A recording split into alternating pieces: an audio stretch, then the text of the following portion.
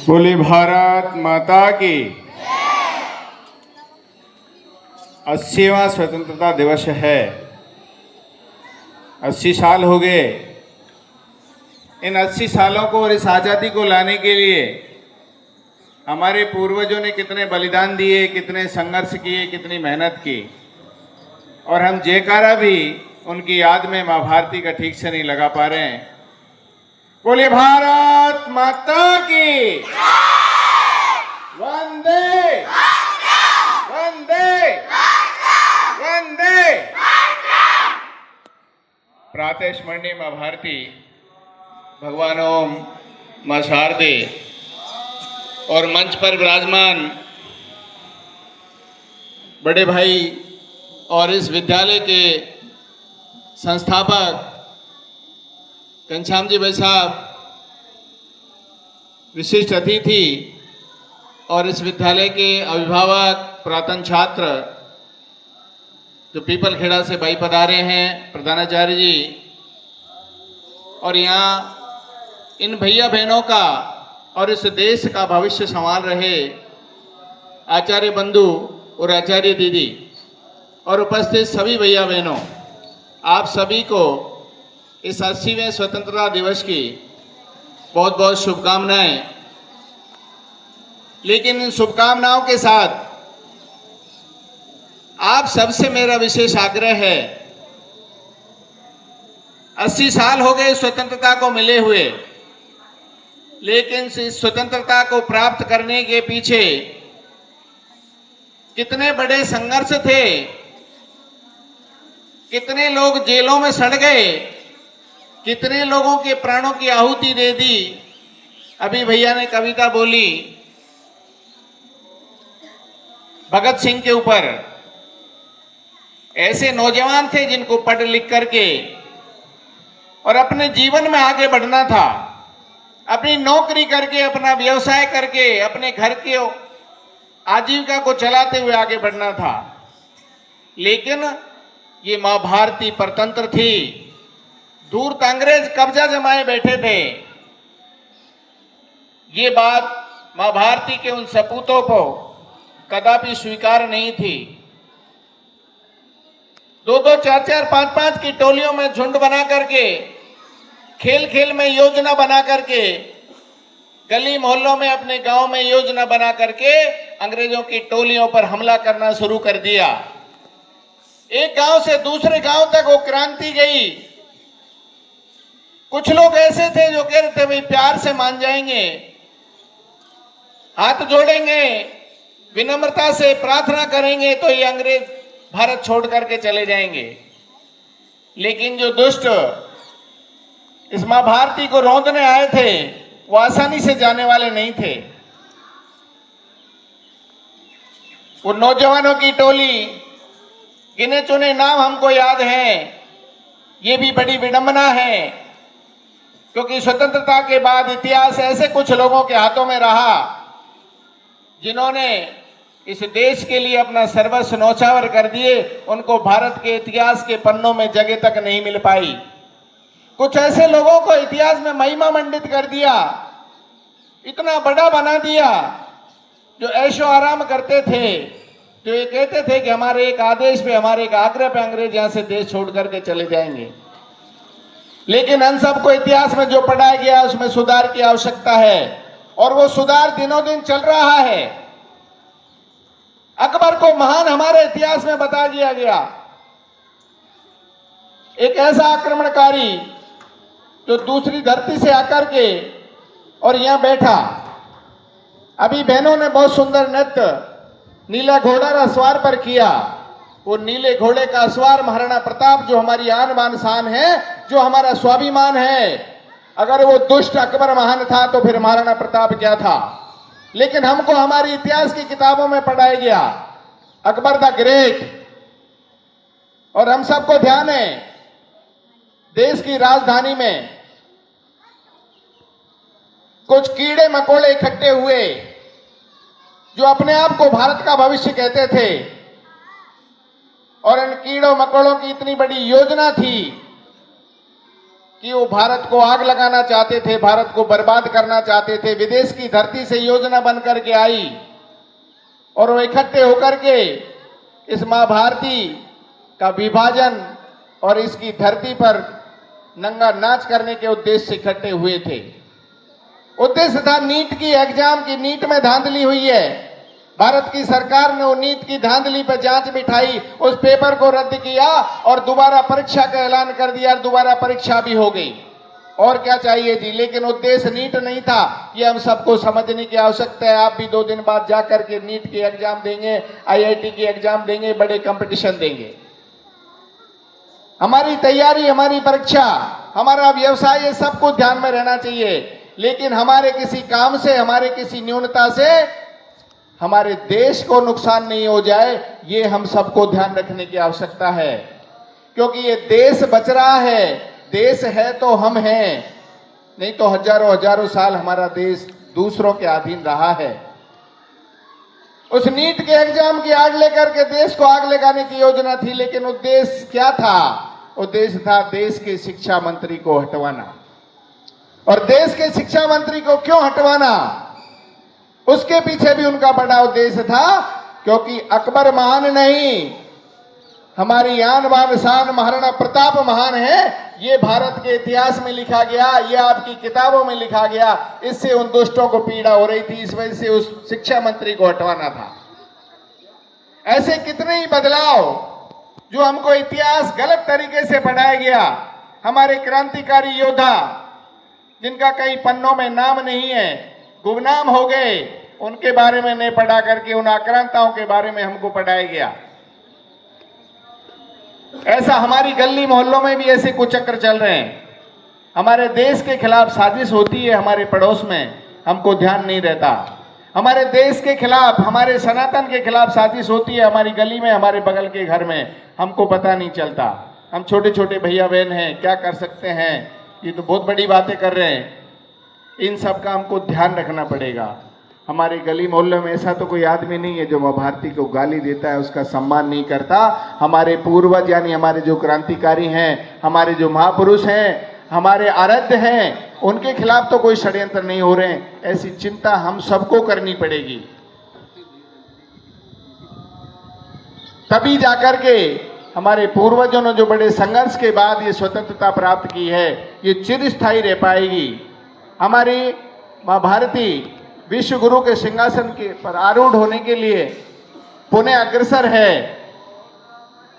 दुनिया के आधे से ज्यादा देश इस भारत के आह्वान पर योगा करते हैं। ये इस और हमारा कदम बढ़ गया है।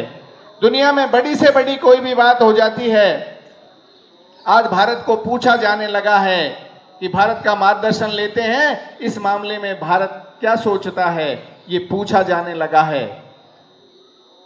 आज जब दुश्मन देश कोई हरकत हमारे देश की सीमाओं पर करता है, हमारे देश के जाबान सैनिक उसके घर में घुस करके मार करके आ जाते हैं, किसी के आगे हाथ नहीं जोड़ते, किसी बड़े पटेल को जाकर के ये विनम्रता आवेदन नहीं करते कि हमसे ये हो गया, ये फला हमारे साथ ये कर रहा है।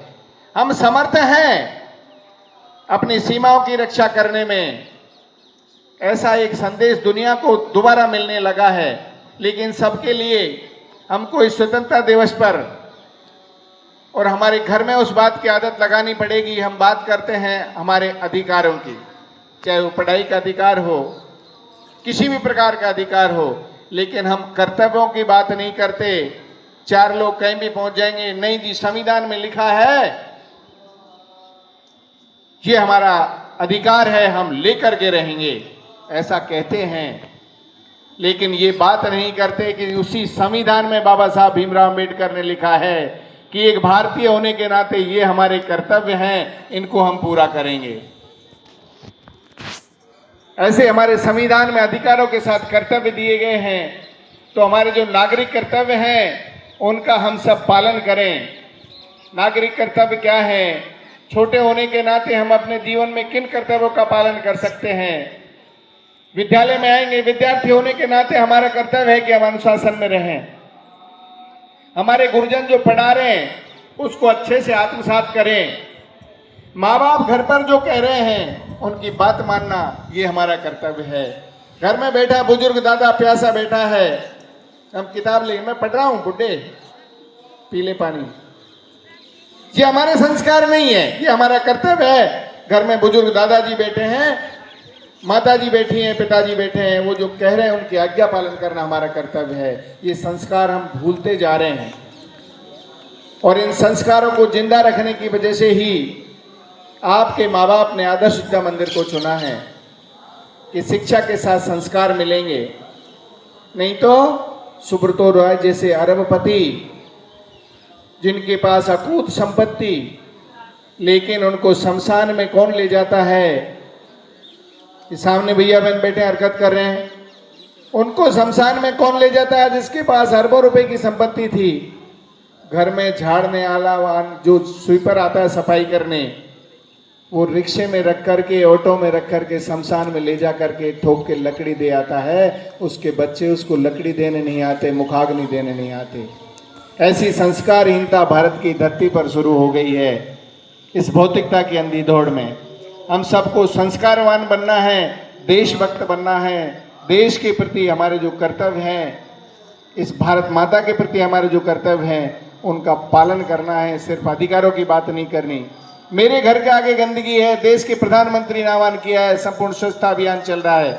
मेरे घर के आगे गंदगी है, माता जी से आग्रह करूंगा अपने घर के आगे का आंगन आप साफ करोगे। नगर पालिका नहीं आएगी, ग्राम पंचायत नहीं आएगी। नाली में कचरा है, अवरुद्ध हो रहा है, पूरा कीचड़ हो रहा है, अगर थोड़ा सा साफ करिएगा पानी आगे चल जाएगा। हम मिलकर के करेंगे, मेरा गांव साफ रहेगा, मेरी गली साफ रहेगी, मेरा घर स्वच्छ रहेगा। ये छोटे छोटे काम हैं जो एक भारतीय नागरिक होने के नाते हम सब कर सकते हैं, हमको हमारे स्वभाव में डालना चाहिए। यह पंक्तिबद्ध जैसे पदवेश है हमारे घर में भी हो सकते हैं क्या?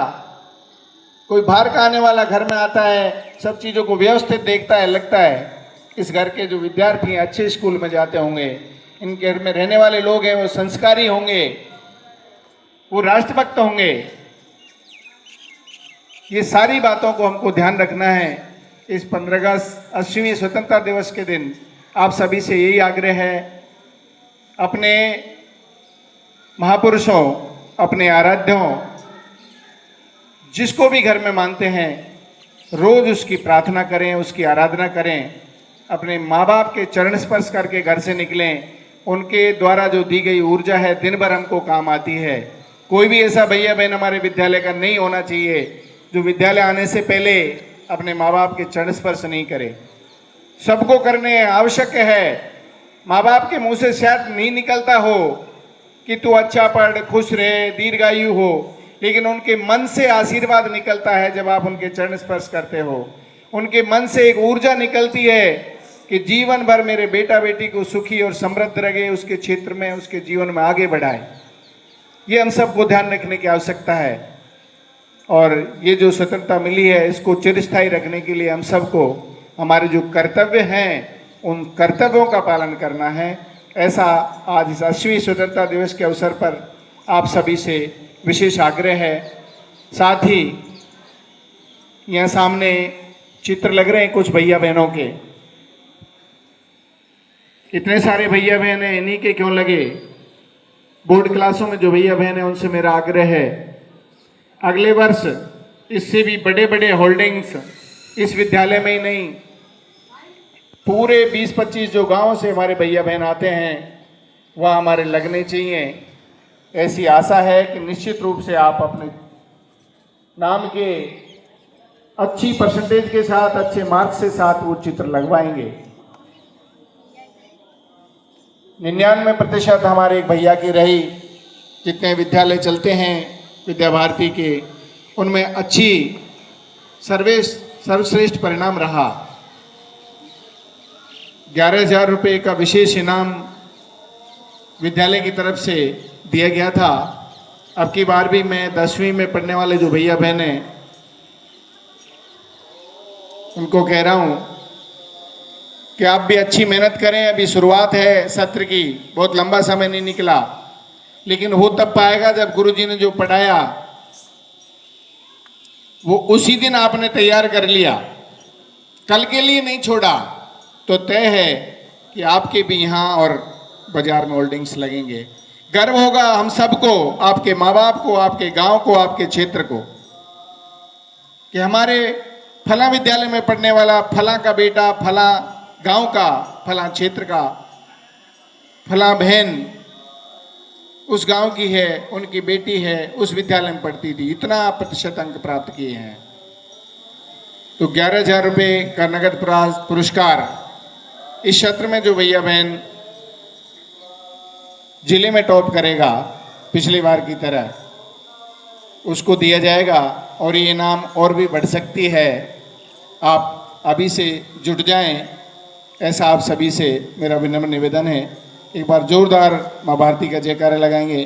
बोलो भारत माता की, भारत माता की, वंदे वंदे वंदे।